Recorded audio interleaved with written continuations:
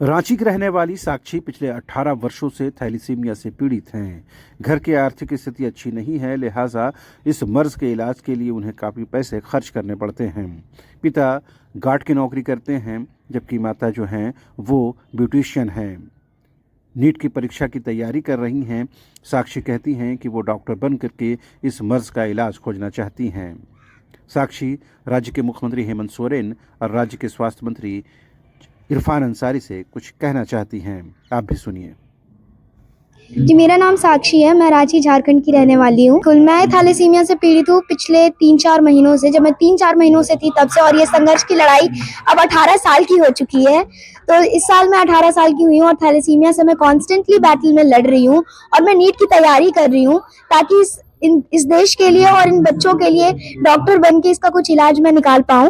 तो इसीलिए मैं नीट की तैयारी कर रही हूँ और डॉक्टर बनना चाहती हूँ। और आज जो प्रोग्राम नदीम सर हम लोगों के लिए रखे हैं, इसमें हम लोगों ने ड्राइंग की कंपटीशन की, जिसमें आप सबने देखा कि हमारा ड्राइंग था। अभी नाटक का भी होगा। तो प्रतिभा हमारे अंदर छिपी हुई है। ये खून का ही मामला नहीं है सर, ये प्रतिभा का भी मामला है जो इस देश को देखने की जरूरत है। और मैं आग्रह करना चाहूंगी हर उस नेता से, हर उस जो भी पदाधिकारी हैं जो इस वीडियो को या फिर मेरे इस इंटरव्यू को देख रहे हैं, सर आपकी हमें अटेंशन की बहुत ज्यादा जरूरत है। हम बच्चों को आपके सपोर्ट की बहुत ज्यादा नीड है। हमें पढ़ना है, हमें लिखना है और अपना रास्ता बनाना है। चिकित्सक डॉक्टर बनने का ही सपना? जी, डॉक्टर बनने का सपना भी मेरा इसलिए था क्योंकि मैं छोटे से ही ये खून की बीमारी से ग्रसित हूँ। ब्लड नहीं मिलना, मेरे माँ बाप का रोना, तो मैंने जब ये स्ट्रगल्स देखा तो लगा कि पढ़ के कुछ ऐसा बनना चाहिए जो इन बच्चों का हेल्प हो सके। ऐसी दवाइयाँ निकालूं जो भारत में अवेलेबल हो, कम दर पे अवेलेबल हो, जो गरीब से लेकर अमीर बच्चों थैलेसीमिया मुक्त हो जाए हमारा भारत। तो किस तरह का स्ट्रगल होता है जब ब्लड मिलने में दिक्कत होती है? जी, अगर ब्लड नहीं मिल पाता है तो हमारे शरीर में ब्लड की कमी हो जाती है, जिससे ऑक्सीजन का लेवल कम हो जाता है। चलने फिरने में, खाने पीने में आप अपनी डेली एक्टिविटीज पूरा नहीं कर पाते हैं। और हॉस्पिटल जाने पे भी कभी अधिकारियों का व्यवहार बहुत ही बुरा होता है हमारे प्रति। हमें जी नहीं, कोऑपरेटिव तो बहुत कम ही रहता है सर। हमेशा ब्लड डोनेट करना पड़ता है। अभी तो नदीम सर ने जो लहू बोलेगा इंस्टीट्यूशन हमारे लिए शुरू करा है, उसके तहत तो बहुत लाभ मिला है हम बच्चों को।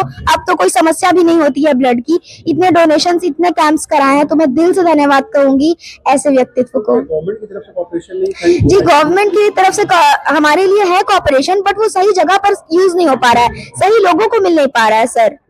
तो इस सुधार की गुंजाइश? जी, हमें, अगर आपको पता है कि थैलेसीमिया में अगर 2 से 3 यूनिट ब्लड की जरूरत है तो वो करें। अलग अलग जगह पे ब्लड कैंप्स लगाए, दवाइयों को मुफ्त करने की कोशिश की जाए, जांच के दरों को कम किया जाए। स्वास्थ्य मंत्री इरफान अंसारी, उनसे कुछ कहना चाहिए? जी, मैं इरफान अंसारी सर से एक स्पेशल रिक्वेस्ट करना चाहूंगी। Sir, it's a huge request from all of you, from all of us और थैलेसीमिया पेशेंट्स।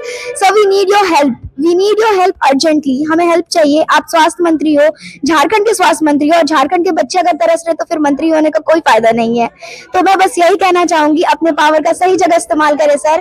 आपके भी दिल में ममता है और हम बच्चों का कष्ट आपसे देखा नहीं जाएगा। अगर आप सुनेंगे, इस चीज में एंटर करके देखिए सर, थैलेसीमिया कितनी दर्दनाक बीमारी है। सुनने में बहुत आसान लगता है, रक्त विकार, पर इसको एक बार महसूस करके देखिए सर, बहुत ही कठिनाइयों से हम जिंदगी काट रहे हैं। कम एज में किस तरह की परेशानी होती है? जी, हमारे हाइट में रुकावट आ जाती है, हमारा बॉडी सही से ग्रो नहीं कर पाता, हम अच्छे से खा पी नहीं पाते, अन्य बच्चों की तरह खेल कूद नहीं कर सकते, अपनी इच्छाओं को जाहिर नहीं कर सकते।